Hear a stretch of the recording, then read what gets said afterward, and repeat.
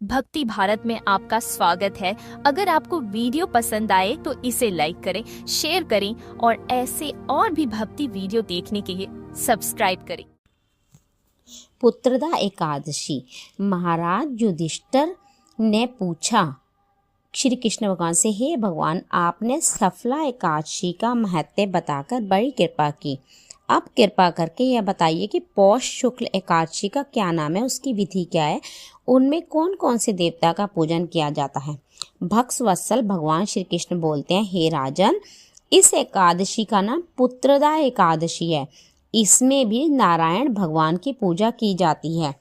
इसमें चर और अचर संसार में पुत्रदा एकादशी के व्रत के समान दूसरा कोई व्रत नहीं है।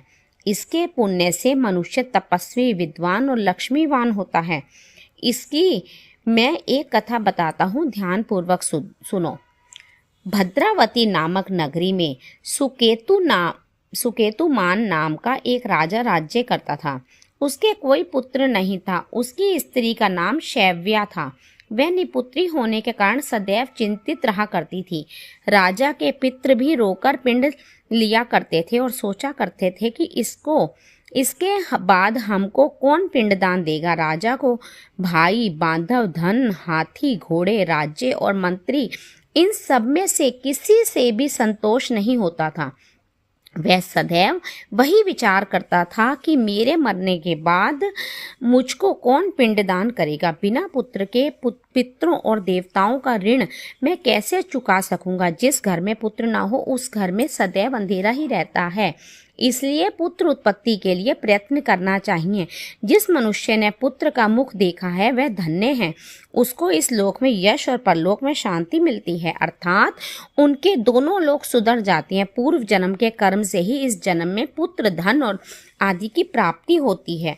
राजा इसी प्रकार रात दिन चिंता में लगा रहता था। एक समय तो राजा ने अपने शरीर को त्याग देने का निश्चय किया, परंतु आत्मघात को महान पाप समझकर उसने ऐसा नहीं किया।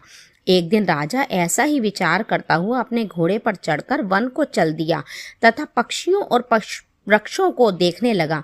उसने देखा कि वन में मृग, व्याघ्र, सुअर, सिंह, बंदर, सर्प आदि सब भ्रमण कर रहे हैं। हाथी अपने बच्चों और हथनियों के बीच घूम रहा है।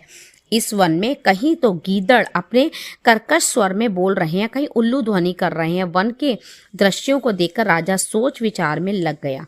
इसी प्रकार आधा दिन बीत गया। वह सोचने लगा कि मैंने कई यज्ञ किए, ब्राह्मणों को स्वादिष्ट भोजन से तृप्त किया और फिर भी मुझको दुख प्राप्त हुआ। क्यों?